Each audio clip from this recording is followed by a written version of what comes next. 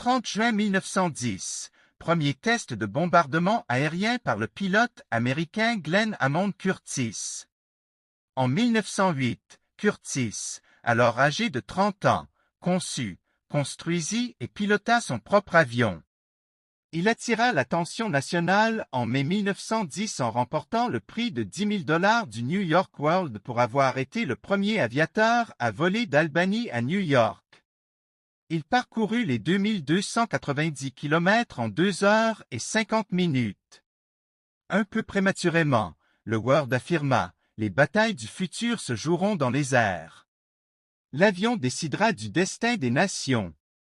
Le journal installa rapidement un champ de tir sur le lac Keuka à Hammondsport, dans l'État de New York, près de l'atelier de Curtis, en disposant des flotteurs pour simuler la silhouette d'un cuirassé de 150 mètres sur 27 mètres.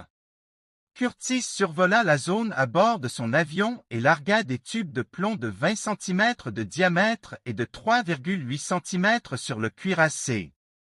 Le contre-amiral William W.